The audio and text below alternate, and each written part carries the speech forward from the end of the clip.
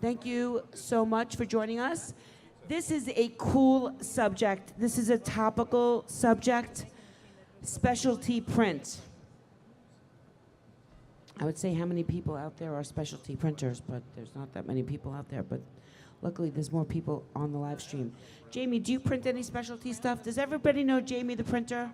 Hi, Jamie. Jamie the printer Jamie is from Allegra Princeton, and he has a one-stop print shop, and he's got a plethora of equipment that, why don't you tell them what you do while I set up my little question thing?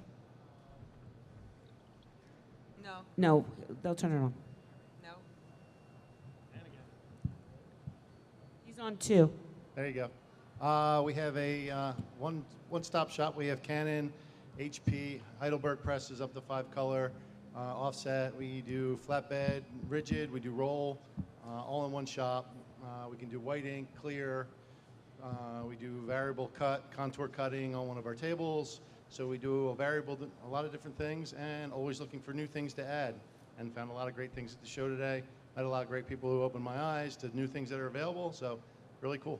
So Awesome. See, we not only bring you the questions from Print Chat, we bring Print Chatters to ask you questions. Because at the end of the day, it's the people that are using your products and service that you really want to hear from, not me. So I'm acting as the intergalactic ambassador, and I am bringing those questions to you. So let's start off with Chris from RMGT. Who are you, what do you do, and how are you helping customers make money?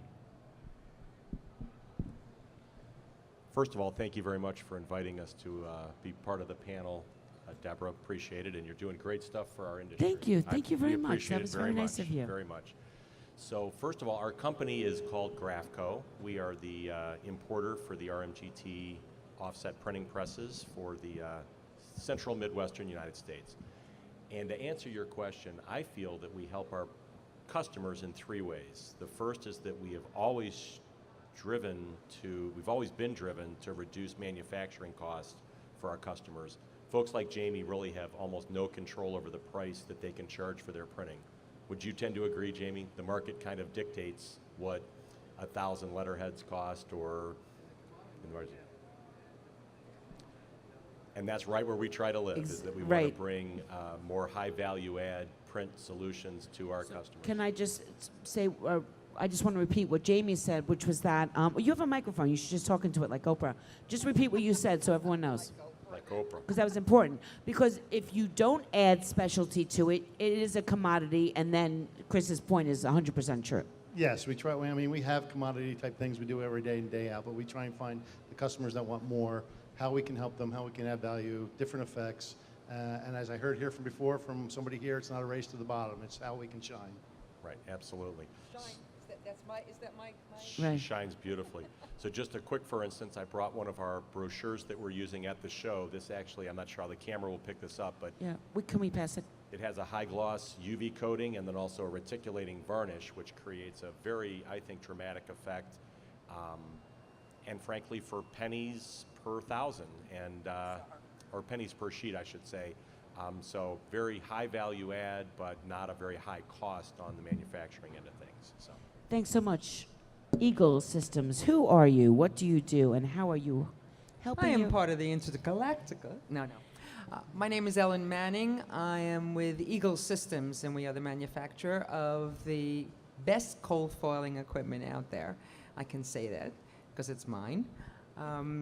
What this does is it allows printers with offset sheet fed presses to put my machine on top of theirs, and it applies silver foil to the substrate at the beginning of the press.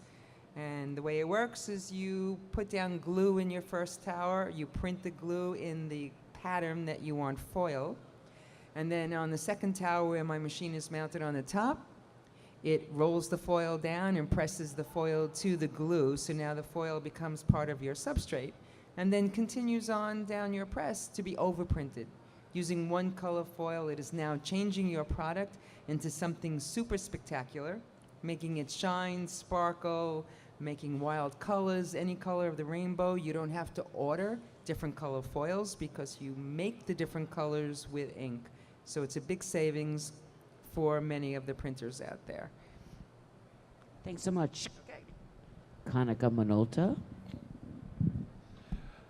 Hi, I'm Eric Holdo, Vice President of the Graphic Communications Industrial line of business for Konica Minolta. So in the specialty print arena, we are focused on our products with MGI.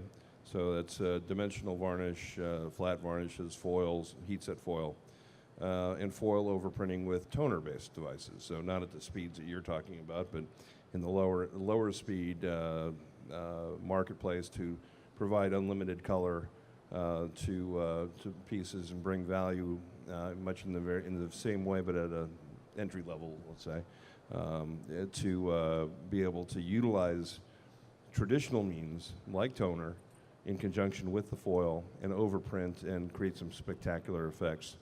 That in conjunction with the jet varnish systems and being able to lay down that dimensional UV and foils and variable holograms and all sorts of cool effects.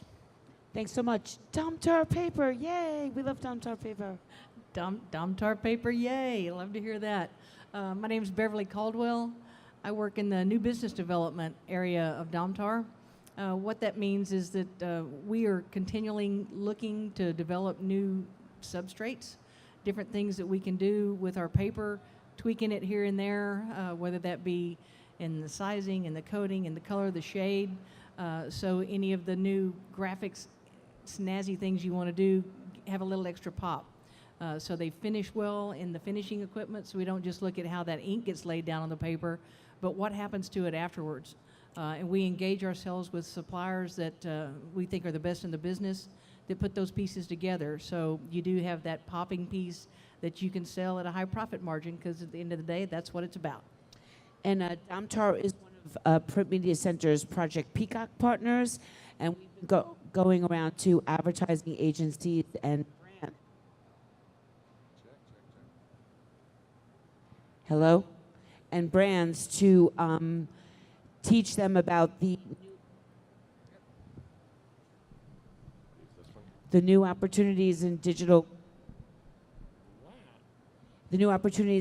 print, and I really I'm thankful that you guys are supporting that, so thanks so much. HP. Yes, ma'am. Thanks for having us It back always again makes this me year. happy to see those two initials. Thank you. Tim Steffel from HP. I'm the category manager for our Series 2 and Series 3 products. That's the 5,000 and 7,000 families. We look at it as a press manufacturer a little bit differently. We use a lot of the technologies and capabilities the group here has, but we take it into 5 basic platforms, from the inks, substrates, from the press features themselves, workflow capabilities that we do on the front end, and then, of course, finishing. So I brought a little set of things here that we'll talk about real quickly. So you can kind of see that the workflow side of this has given us a book that has the same 5 books, but the spine spreads that image out over all 5 of those images. Then we have Mosaic. Many of you have seen that in the Coca-Cola ads. I'll just show you this. Each of these covers is different. Can we pass those around? Is that okay? Yep. Yeah. A couple more features to show real quickly. One feature here is what we call edge printing. So as you look at the front of the book, as I spread the Very pages cool. out and then spread the other way, it actually spells out the HP edge printing. So you can take a look at those. So that's a workflow thing plus a press feature. So it's given us the capability of giving applications really the highlight of the overall function. Right. So as most of anybody who's been on these panels yet, or maybe heard about it, or we like to keep it real in the printiverse. So coming from the advertising world, and that's really kind of who we're talking to here. We're talking to the marketing people. We're talking to the designers. We're talking to the people who want to make an impact. I understand that there's use for specialty and other stuff, but that's not what we're talking about here. We're talking about the real wow stuff, and money supports that. So with that being said, when I hear,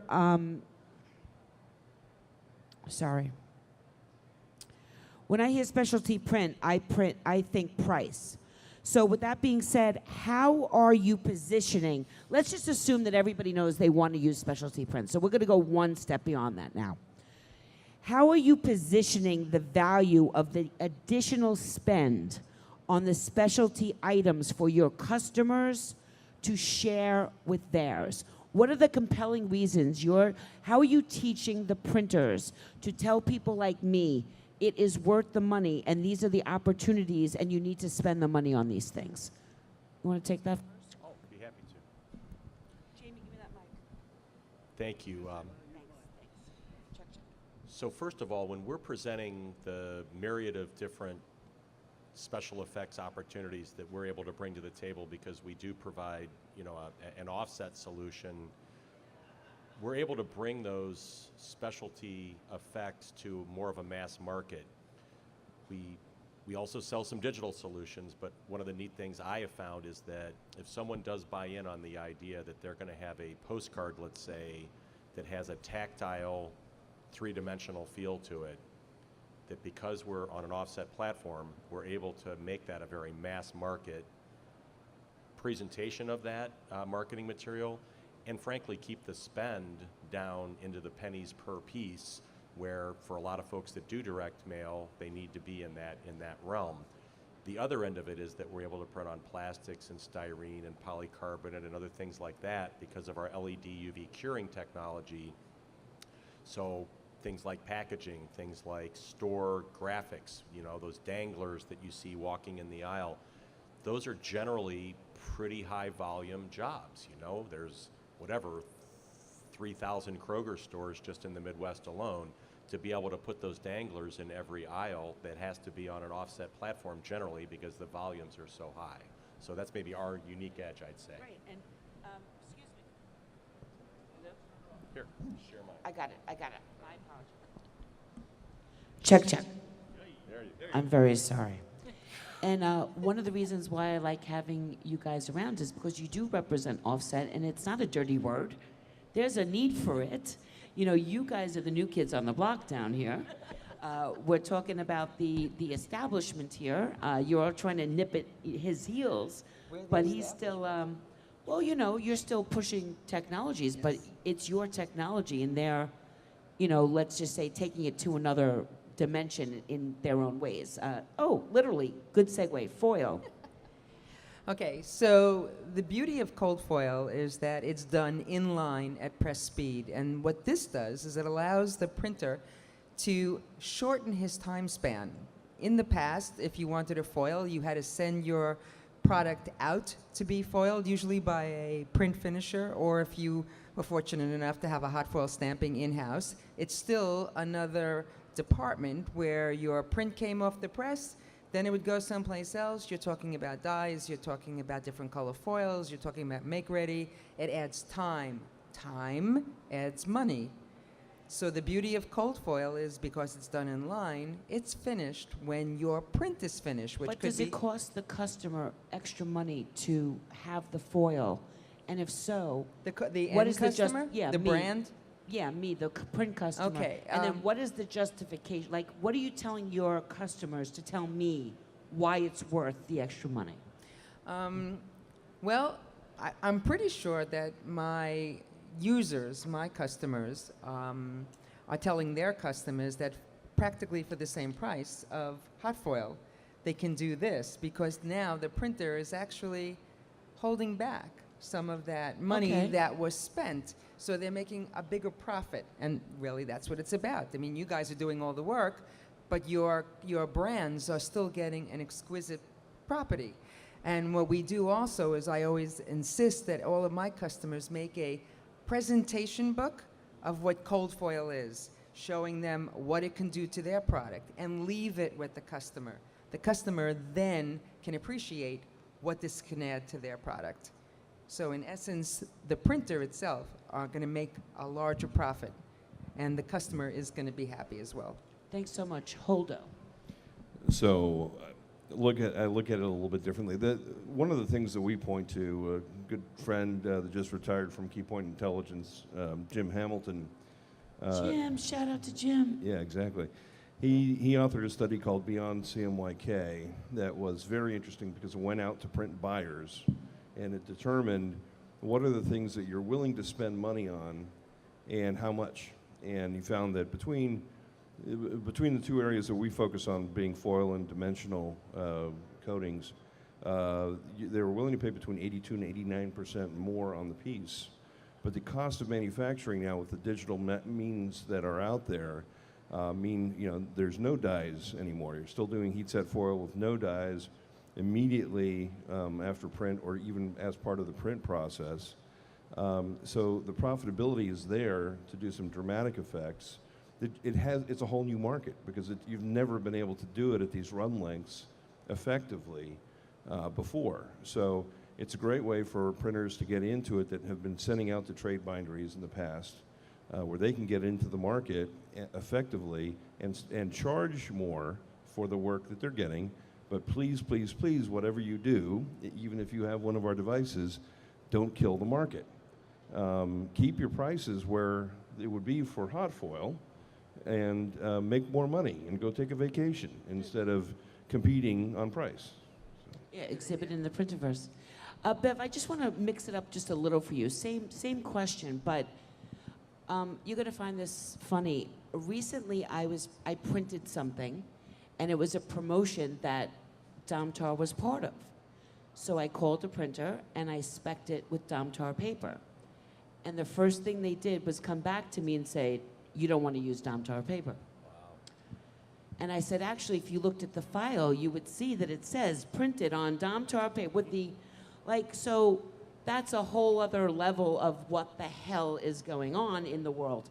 But I really want you to talk to the printers because there is a paper switch thing going on there. And no one is ever going to use premium paper ever again if some of these margin-hungry people don't start paying more attention to the craft of printing, which is what we're talking about here.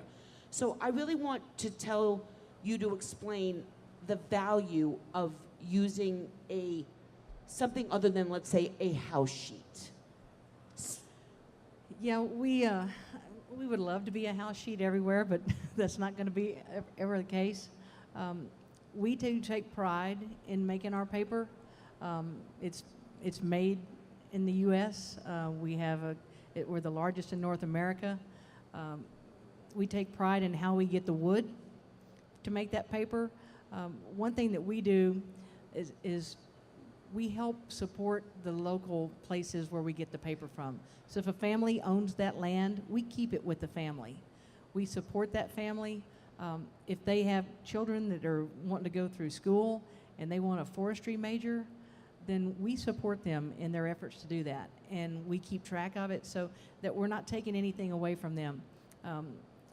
I've been with Xerox for a few years, and one of the fun things that we like doing is going to one of our mills where the water comes in to the plant. I'm sorry, aren't you from Domtar paper? Yes, I am.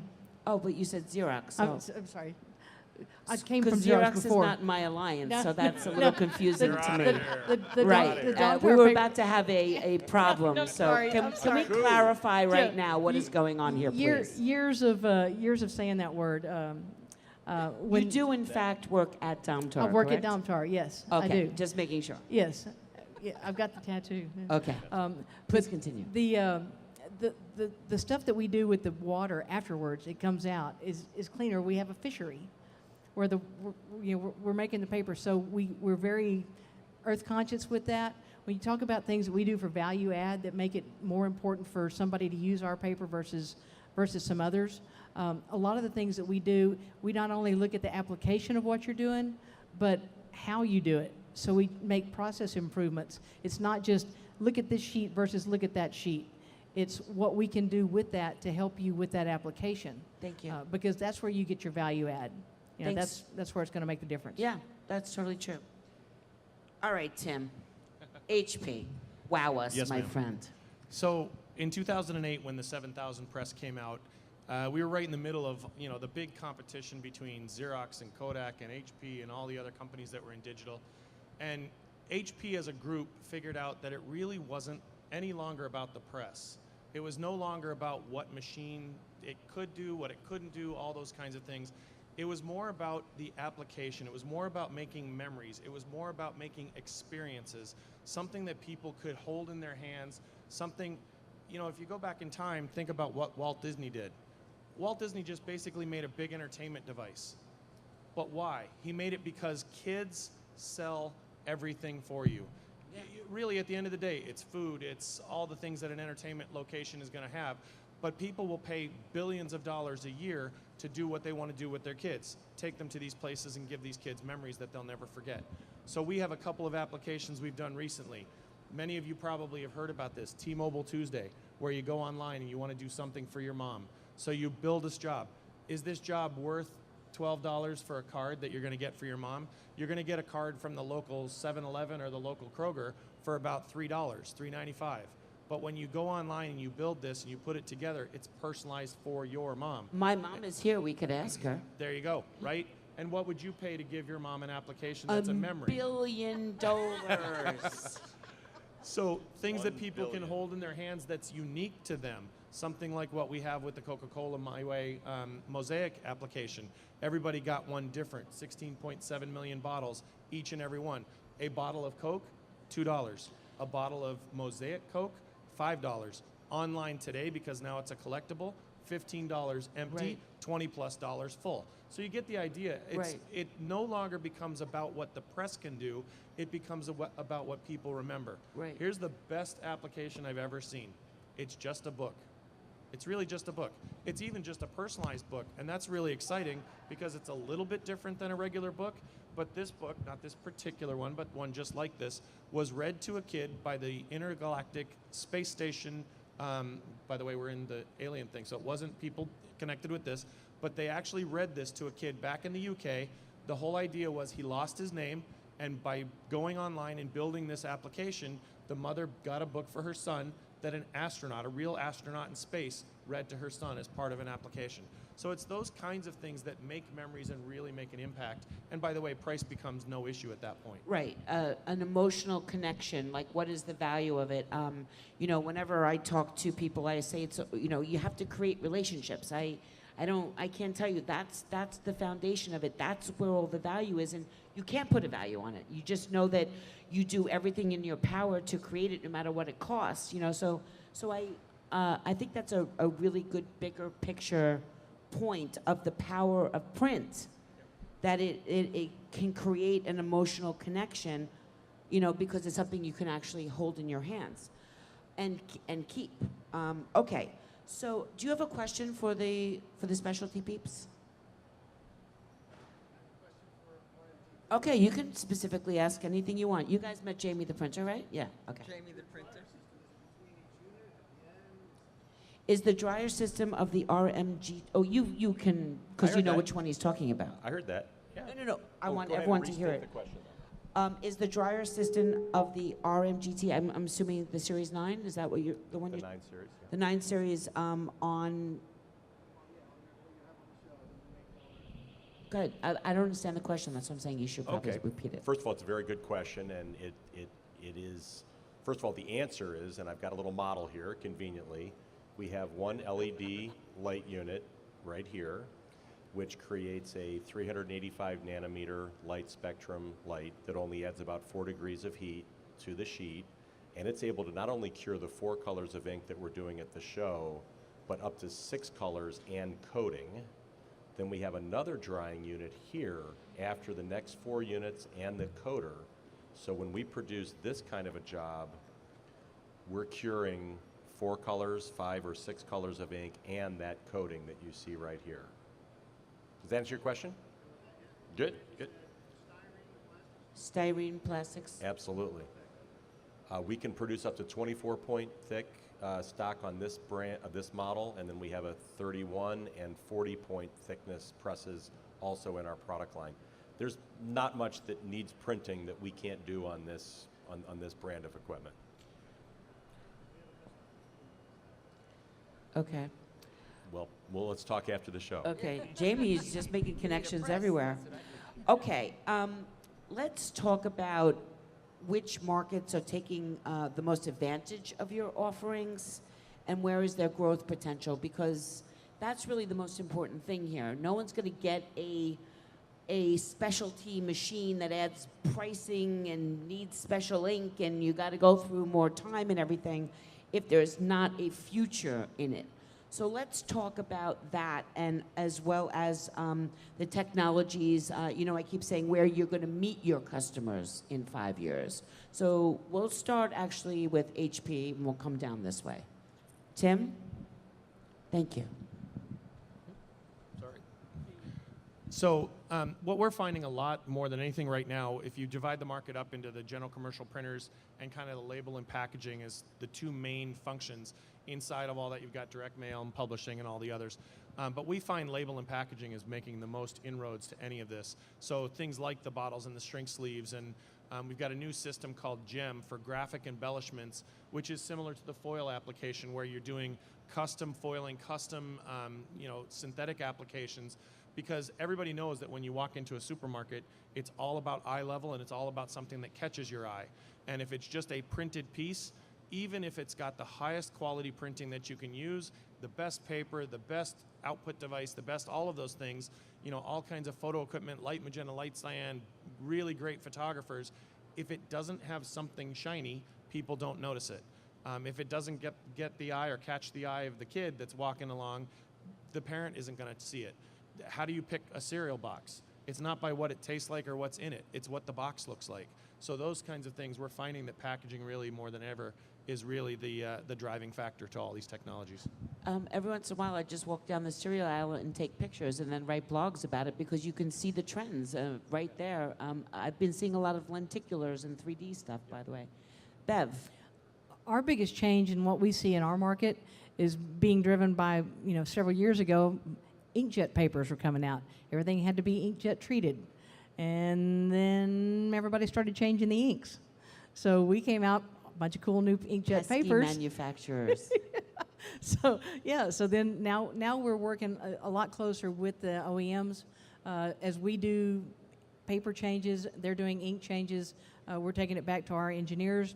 We're doing ink drawdowns. As soon as they get the latest tweak of whatever flavor that ink's going to be, we take it and figure out what we can do to make sure that ink, that new paper is going to perform like they want. So before we had plain papers and we had offset stuff. Now we've got inkjet papers. Now we're migrating into some hybrids that are between those because we see that's where the market's going. So the customers are really driving what we're doing for research and development because the inks that you're developing. And that's a really important point that you make because the ink is a technology, the press is a technology, and the paper is a technology. And now more than ever, those three groups of people are working together with each other to get on the same page. So when you're choosing a substrate, you want to make sure that it's going to go on your offset, it's going to go on your digital, it's going to go on your inkjet, it can go in mail, it can get foiled, it can get laser cut or whatever it is, and you can continue to use your substrate, your paper of choice for your customers throughout the life of a campaign. And hopefully it'll get easier, but the paper companies are great resources for that. And make sure when you're choosing a paper that you see all the samples of the applications. Eric? So we're seeing obviously growth in that labeling packaging marketplace as well. Certainly around embellishments of foils and dimensionals and whatnot in labeling. We're also seeing growth with doing embossed foil on flexible packaging, which is not something that's really been able to be done before. Wait, I don't understand. Embossed raised foil, dimensional foil on flexible packaging. Oh, because it's digital. Because it's digital. Oh, it's not actually embossed. That's correct. So Okay, that's where I lost my. I was right, like, you what? would normally get right. It would fill right back in, and Right, I couldn't understand. Right. So that opens up a whole new area of the market. So in the health and beauty markets, nutraceuticals, we're seeing major increases, and then in beverage labels as well. But even back in some of the traditional things, book covers, being able to produce, dust jackets for books in shorter runs now with foil, with embossing, with dimensional varnish. It's a totally new world. And then frankly, direct mail, because the post office is now offering discounts up to about 2% on embellished direct mail. That's become a big market. I mean, 2% on postage can be a significant thing over time. So those are where we see some of those driving factors. But hold on. Okay. I got to spend money to get that 2% discount, right? Does it Well, even out? Oh yeah, it definitely evens out. Talk about that. I'm not going to go into detail about the per sheet pricing, but it's very cost effective Okay. to do it digital, and now we're able to do it in sizes up to 29 by 45 inch sheet sizes. We can do PVCs, we can do fabrics. I mean, there's also sort of an unlimited Okay. range. So it's the profit margins are definitely there. Okay, thank you so much. Ellen. My product is actually for the offset market. We're not digital. We are in the offset presses. And we have seen that a lot of commercial printers are looking for new avenues to new markets to grow business. Their business has sort of plateaued. They're trying to get into packaging, and with foil, in-house foil, they can do that. There's a lot of different applications, and also on uncoated stock, corrugated, things that are for major packaging. That's what we're seeing for the future. And again, there's got to be somewhere around 50 to 80,000 offset presses in the world. So I don't see that we're going to go away anytime soon, or offset's going to go away anytime soon. But we are for large runs, for machines that are 29 inches wide to 81 inches wide. For the wide format market, this is what we can cover.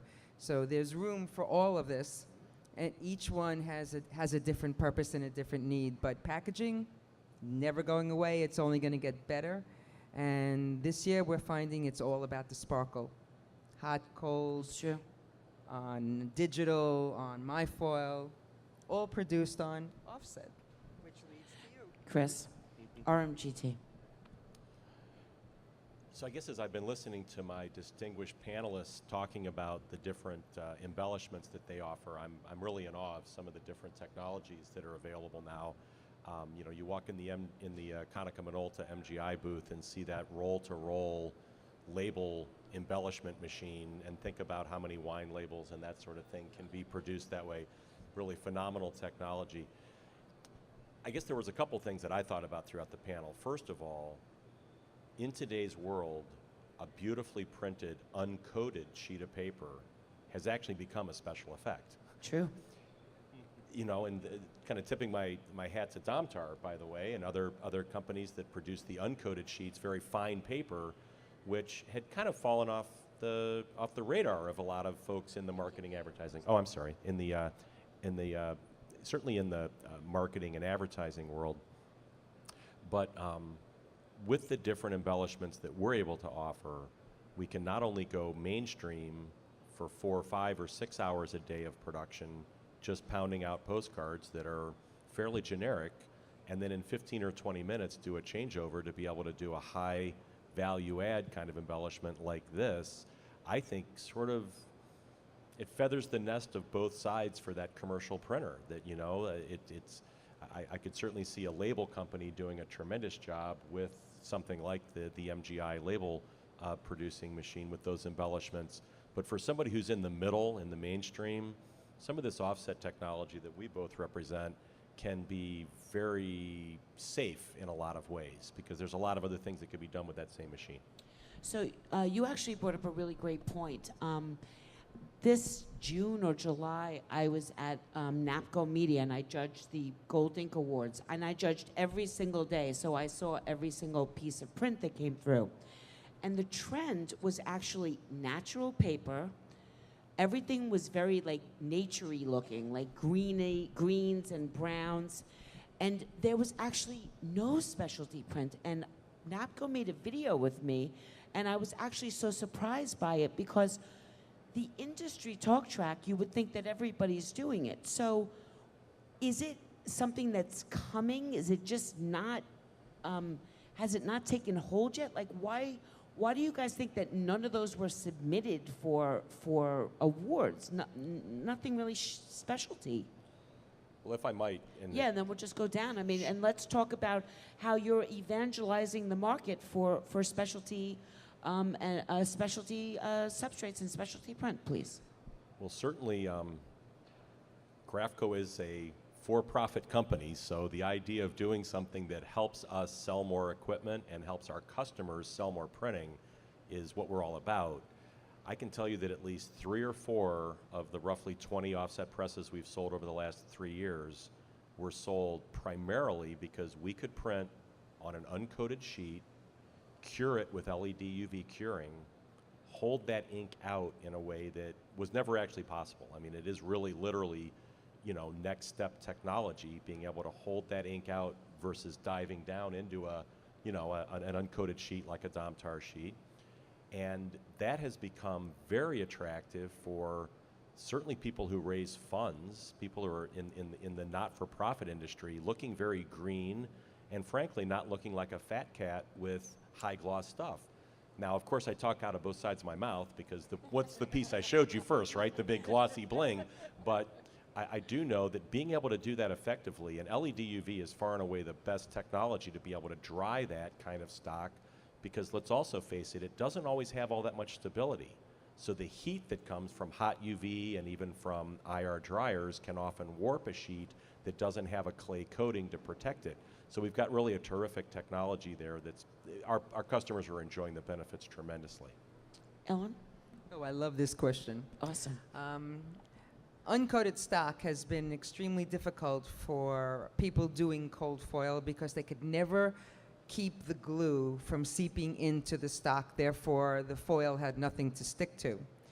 We have perfected that by a certain process, and it has changed our marketplace because there is so much uncoated stock out there of different kinds, from very, very thin papers to thick board that does not have a coating on it, and we have been able to embellish it with foil.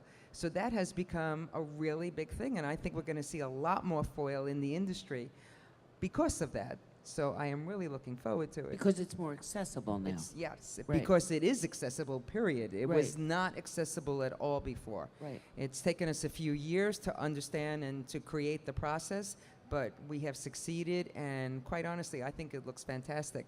I love the uncoated stock. There's a certain appeal to it. The cold foil would take on the substrates look. So if it's a linen look, cold foil has a linen pattern. If it's a rough look, it has a rough pattern. So I really love that look rather than on the coated stock. Okay. Eric? Well, so if I understand the question correctly, are we, how are we sort of helping you the market evangel- understand Yes. more about? Well, there's a few things, taking it from a little different tack. One is we are working a lot with brand owners and CMOs and bringing solutions to them, by the way, that are not print related, that just make their job easier and make design of these products easier. And we are educating them as to what's available in the market at a different level than what they have seen in the past. And doing things like uncoated stocks with foil certainly is part of that. We've been able to do that on the lower end of the market again, but it's really about educating those creatives, brand owners, and it's an ongoing process. And a lot of these embellishments in the digital space have not been around for a long time. I mean, this Right. is new to the market, so it's going to take a little bit. But I know that next year we'll see, awards on those types of products without let you know. question. Yeah. Domtar? Deborah, I think you hit the nail on the head there when you talked about what the base paper looks like. And that really gives the artist, who's the designer in that case, the palette to do with what they want, to show their images and let them really put their piece forward without having the paper or the palette that they put that on take away any of their design work. We see that a lot in the Blue Line magazine, all the different articles that we see that get submitted in that. And we love highlighting those that really let the people's art come through on that paper more than something that we did snazzy with the paper. But it also drives us to make it where it does affect how that ink or whatever you want to put on top sits on there, so it doesn't take away from the image. And you also have a Blue Line gallery online where people can submit their Domtar work and also get inspiration. HP. Yes, ma'am. So let's be honest. If we look within a couple 100 feet of the front door of this building, within the last 10 years, a lot of the focus of that area went from big iron, steel, all the big manufacturers of huge presses to digital. Digital has a problem. Digital is not as craft oriented, or the printers that have cut their teeth in this from, the 50s, 60s, and 70s that have done this for their whole lives. Digital printers are made up of a bunch of kids that are millennials and people that are, we know what we're talking about, and it's the lowest common denominator. They're not looking at things from the standpoint of a craft and an art like it used to be in the past. True. That's just that's blunt, right? The problem, too, is that the technologies don't lend themselves to a lot of the craft artisan-type papers. The textured materials, the stuff that's uncoated, the stuff that does allow an image to bleed. Unfortunately, for the toner vendors, what toner does on every sheet is end up glossy. So a lot of the vendors in the very recent time period that do the toner output have added either a toner material or a toner device that does something to matte it back on an uncoated sheet to make it more uncoated looking. The problem is you really have to be using ink to make it look like the material that you're printing on. So when you're doing work with a Domtar paper, a really beautiful linen, a beautiful uncoated sheet, and you want that sheet to shine through, you have to be using ink. And that's the issue. And as far as HP, that's why we stayed with ink. So we do have inkjet products, but the indigo presses themselves, and we use a blanket as well, we're going to get the advantage of being able to put that ink on the surface of that substrate. We love it. I'll tell you, the key point here is a lot of the millennials come up when they see a sample, and all they want is the pretty glossy ones. And we're saying to them, you don't have any idea how really exquisite the piece in your hand is. Photographic pieces, all of those kinds of things that are really good on the uncoated sheets, they just kind of look at it and say, why isn't it glossy? Well, a lot of it's going to come down to education, but over time I think they'll understand. Thanks so much. So they're going to shut down the lights in a second here. So let's just wrap it up with, I want everybody to be able to say why they should come to your booth, they should visit your website, they should go to your webinars, they should sign up for your newsletter, they should visit your website. Why should people take a look at RMGT, at Eagle, at Konica, at Domtar, at HP? So let's start with you, Chris, and then also just let people know your website and that good stuff. Thank you very much. So I certainly do, again, appreciate having the opportunity to be on this panel and also for such a softball question. We love RMGT. No, it's an important question. Well, it is an important question. People are but, choosing their partners. They want to know who you are. Well, I do feel that the value proposition that RMGT brings to commercial printers these days is far and away the finest value proposition. With all due respect to my competition, I compete with machines that have, frankly, fancier features than we have sometimes. But what I do know is that people who invest in RMGT equipment always earn a better return on that investment than anything else on the market. I really feel that way. And we've sold over 50 of these machines just in the last 3 years throughout the United States, North America. Congratulations. So I think the market is really responding to that. It's a lot of iron, and especially for a relatively small organization that's been very bootstrapped. And Deborah's been a terrific aid, by the way, in getting our message out. So we owe you a great debt of Thank appreciation you. there. Clappy thing, clappy thing. Clappy thing. So again, I've mentioned that Grafco is an independent company, and then we're a distributor for the RMGT products. So grafco.com is our website. We're based in Solon, Ohio. We handle the central Midwestern United States for both RMGT, also for Konica Minolta, and for several other very high-end output devices, let's call it, in today's world. So I appreciate, again, the opportunity to be here, and Thank I'll you. pass the microphone And over. thanks for being in the Alliance. And I went and visited you, and I had those famous hot dogs that you guys had. No, in Ohio. Ellen. Okay, so we have been in the foil business. We are a specialty company, hot foil and cold foil. That's all we do. And we are located in New Jersey. We build everything in-house. For the offset world, we take up absolutely zero floor space. Our machine is actually an add-on on top of one of the printing units, so there's no need for a special area for it. They look like mechanical bulls over there. They're funny. Well, Yeah. the way we set it up, it looks like my spaceship. Yeah, and it's really hence cool. the hair, Yeah. it goes together. But I would suggest that you look us up on the web, thefoilexperts.com. We have a lot of videos running there. You can see exactly what our machinery does. Cold foil is very environmentally friendly. It is recyclable. It has given the printing world something easy to use as far as getting the new bling on products and things like that. But before you jump into it, there's a lot of questions, and I would suggest that you look us up. Thank you so much. So we have 7 minutes. So let's make sure everyone has some time before that announcement comes on. Okay. So Konica Minolta is dedicated to not only innovating new products, and that's innovations here in the U.S. as well as in France and in Japan, where our R&D centers are all located. But it's not just about us and what products we're bringing to the market. It's about the support we provide our clients and how we want you to succeed. We want you to grow. We want you to be a lifelong Konica Minolta customer. And to do that, we have to earn our way and become a trusted business advisor to you. So the thing I'd like you to come to us for is just to have a whiteboard session, just to talk about what you're doing and where the holes are, and let's brainstorm it together. You can go to AccurioAnswers.com, Accurio, ACCURIO, or KonicaMinolta.us, and we'll have our products there. Thanks so much. And you have been on every panel for Konica, so either you're a masochist or you like coming here, one or the other. Yay, I love it. He likes the pins, right? You're getting all Beth. Oh, that's where they all went, Mom. Eric Holdo has them, Konica Minolta bastards. I think most everybody out here knows where to find Domtar. We're on the web. You see us when you don't see us. We manufacture the paper, but we manufacture a lot of paper that doesn't even have our name on it. So we do private branding for people that want that. It's a benefit if someone wants to get it. We also have multiple channels for you to purchase it from.